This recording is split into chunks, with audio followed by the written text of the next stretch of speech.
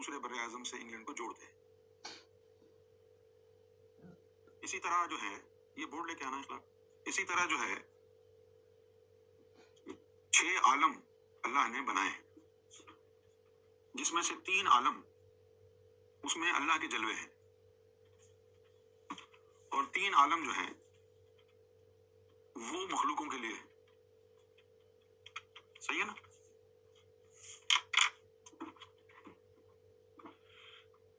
6 عالم ہیں.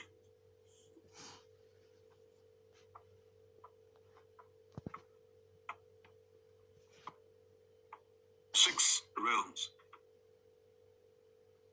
ٹھیک ہے بھائی. اب ایک عالم یہ ہو گیا، پھر اس کے بعد دوسرا عالم یہ ہو گیا، تیسرا عالم یہ ہو گیا.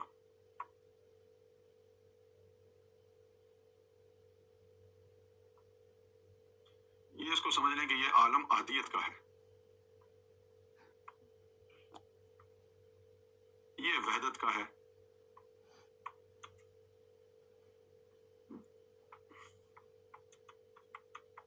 تو یہ کہلاتے ہیں یعنی ذاتی.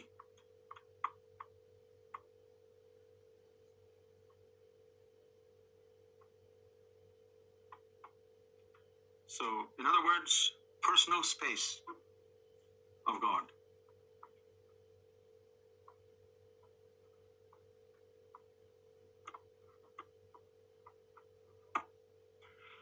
اچھا، اب یہ بیچ میں جو ہے گیپ ہے، اور اس گیپ کے بعد پھر شروع ہوتا ہے 3 عالم شروع ہوتے ہیں.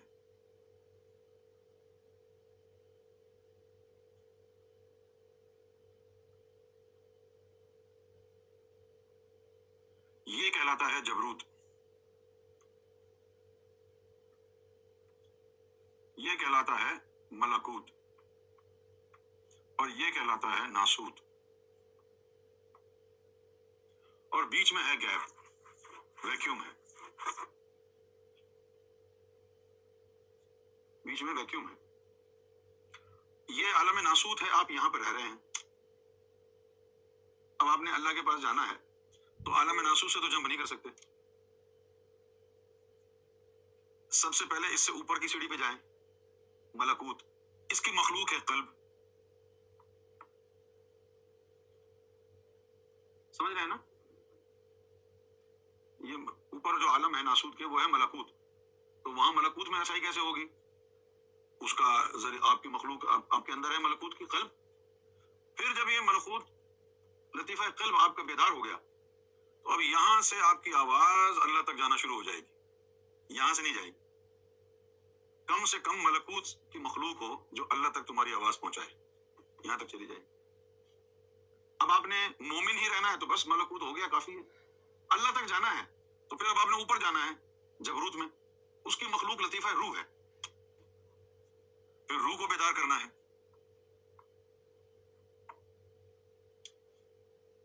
سمجھ میں آئی ہے بات؟ ہاں جی، سمجھ میں آ رہی ہے بات؟ تو اس کا کام ہے جوڑنا. تو کسی چیز سے یہ جڑے روح، یہ اس کی خاصیت ہے، بغیر جڑے نہیں ہوگا کام. لہٰذا اللہ تک لے جانے کے لیے اس کو لطیفہ انا سے جوڑا جاتا ہے. اسی لیے اس کو جبروت کہتے ہیں. سمجھ میں آ گئی بات؟ اچھا، اب آپ کی روح بھی اللہ اللہ کر رہی ہے، تو روح بھی اللہ اللہ کر رہی ہے تو آگے تو آپ نہیں جا سکتے نا. پھر آگے کیا بنے گا؟ پھر یہ یہاں سے یہاں جانے کے لیے کوئی برج بنے. یہاں پر برج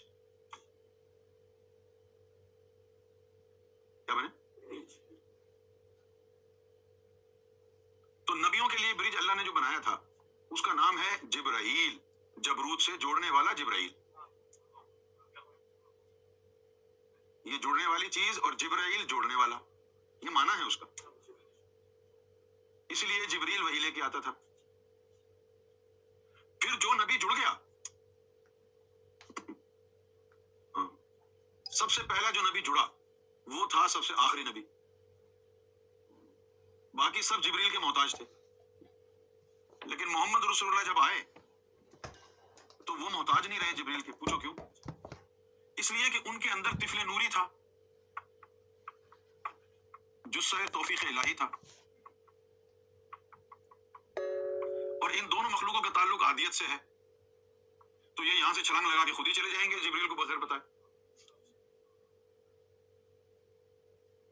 سمجھ میں آ گئی بات؟ اب جبریل وحی وغیرہ لے کے آیا، محمد رسول اللہ فائز ہو گئے، ان کی پہنچ وہاں تک بغیر جبریل کے ہے. تو اللہ نے جبریل کو کہا کہ اب تو ادھر ہی بیٹھ جا، اب یہ برج محمد کا ہوگا. لہٰذا محمد صلی اللہ علیہ وسلم کا ایک جثہ مبارک یہاں بیٹھ گیا برج بن کے. اور یہی ہے تفسیر ورفعنا لک ذکرک کی. ورفعنا لک ذکر، آپ کے ذکر کو بلند کر دیا، وہاں بیٹھ گئے آپ. اسی لیے کہا، ایک بندہ حضور کے پاس بھاگا بھاگا آیا، کہنے لگا کہ یا رسول اللہ، جب یہ آیت نازل ہوئی نا کہ ان اللہ وملائکتہ یصلون علی النبی یا ایھا الذین آمنوا صلوا علیہ وسلموا تسلیما، کہ ہم اللہ اور اس کے ملائکہ درود و سلام پڑھتے ہیں نبی پاک پر، تو اے مومنو تم بھی پڑھا کرو دل و جان سے، تسلیم کر کے ان کی عظمت کو. تو ایک صحابی بھاگا بھاگا آیا، کہنے لگا کہ میں نے اپنے وقت کے 4 حصے بنائے ہیں یا رسول اللہ، کیونکہ درود و سلام پڑھنے کا باقاعدہ حکم آ گیا ہے. تو میں نے اپنے وقت کے 4 حصے بنائے ہیں، ان 4 حصوں میں سے 3 حصے میں اللہ کی عبادت کروں گا اور ایک حصہ آپ پر درود و سلام پڑھوں گا. تو آپ نے فرمایا کہ درود و سلام کو زیادہ بڑھا لو. اس نے کہا کہ میں 2 حصے عبادت کروں گا رب کی، 2 حصے آپ پر درود و سلام پڑھوں. آپ نے فرمایا نہیں اور بڑھاؤ. پھر اس نے کہا کہ ایک حصہ میں عبادت کروں گا، 3 حصے آپ پر درود و سلام بھیجوں گا. آپ نے کہا ابھی بھی کم ہے. تو پھر وہ کہے گا میں سمجھ گیا، اب میں صرف درود و سلام بھیجوں گا. اس کا مطلب کیا تھا؟ ہے کوئی مائی کا لال جو بتائے اس کا مطلب؟ اس کا مطلب یہ تھا کہ تو رب کی عبادت کرے گا تو وہ جا کے ٹکرائے گی محمد رسول اللہ کو، تو وہ بھی یا محمد میں بدلے گی، اور تو یا محمد کرے گا تو وہ بھی یا محمد ہی رہے گا. تو اب تو نیچے اللہ اللہ کہے یا محمد کہے، پہنچ کر تو وہ یا محمد ہی ہوگا نا. اس لیے حضور نے اس کو کہا کہ تو درود ہی پڑھتا ہے. آپ سمجھ گئے بات کو؟ یہ جو پر ہے، یہ جو جہاز ہوتا ہے، یہ ایک پر سے نہیں اڑتا ہے، 2 پروں سے اڑتا ہے. پرندہ بھی 2 پروں سے اڑتا ہے. ہر چیز کو اللہ نے زوجین میں، پیر میں بنایا ہے. صحیح ہے نا؟ تو عاشق بھی بہت آئے، سلطان الفقرا بھی آئے، لیکن کوئی اس جگہ نہیں آیا. اس جگہ آنے کے لیے ضروری کیا تھا؟ کہ طفل نوری بھی ہو، جثہ توفیق الہی بھی ساتھ ہو، تو وہ اس جگہ پر فائز ہو سکتا ہے. دونوں پر ضروری ہے نا، دونوں ہوں. تو حضور پاک کا جو درود شریف پڑھنا ہے وہ شریعت کی افضل ترین عبادت کہلایا. سرکار کا فرمان، شریعت کی افضل ترین عبادت سرکار نے فرمایا ہے. میں نے خود اپنی کانوں سے سنا ہے کہ شریعت مطہرہ کی افضل ترین عبادت محمد رسول اللہ پر درود و سلام پڑھنا. تو جس کو محمد رسول اللہ سے بغض ہوا وہ نیچے آ کے پڑ گیا. اسی لیے حضور پاک نے فرمایا تھا کہ تم میں سے ایک بھی شخص مومن نہیں بن سکتا، لا یؤمن احدکم حتی اکون احب الیہ من والدہ وولدہ والناس اجمعین، جب تک مجھ محمد سے تم اپنی ماں باپ پوری انسانیت سے زیادہ محبت نہ کرو مومن نہیں بن سکتے. اچھا، اب اس کے بعد یہ ہے کہ محمد رسول اللہ صلی اللہ علیہ وسلم جو ہے ان کا جثہ مبارک یہاں قائم رہا، اور پھر آ گیا دور عبد القادر جیلانی کا. ان کے اندر بھی دونوں چیزیں تھیں. پھر ان کا جثہ یہاں پر آ کے بیٹھ گیا. اب غوث پاک کا ادب نہ کرو گے تو بے ایمان ہو جاؤ گے. ایک واقعہ درج ہے کتابوں میں کہ سیدنا غوث اعظم رضی اللہ تعالی عنہ ایک مرتبہ وضو فرما رہے تھے، تو اوپر سے ایک کوا گزرا اور اس نے اڑتے ہوئے بیٹ کر دی غلاظت، اور وہ غوث پاک کے کپڑوں پہ آ کے گری اور آپ کے کپڑے خراب ہو گئے.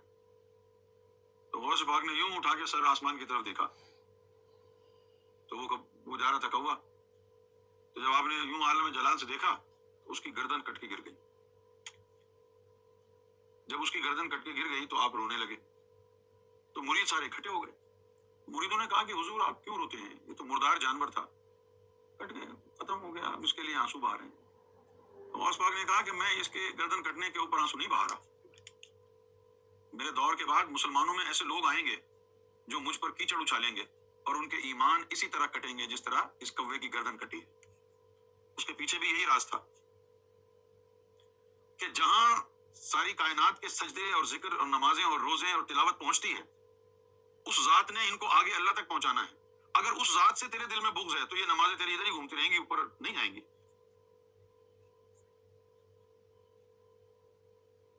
سمجھ گئے؟ اچھا, اب غوث پاک کا جسہ آ گیا تھا یہاں پہ. اس کے بعد پھر غوث پاک نے جب اس میں ذات کی کنجی امام مہدی سرکار گوھر شاہی کو دی, تو اب یہاں پر اس وقت سرکار گوھر شاہی کا جسہ مبارک ہے. اب تم اللہ کرو یا گوھر کرو, ایک ہی بات. کیونکہ جو بھی سجدے, جو بھی ذکر فکر, جو بھی نماز روزہ تمہارا جائے گا, وہ جا کے وجود گوھر شاہی سے ٹکرائے گا. کچھ بھی کہو, وہ ٹکرانے کے بعد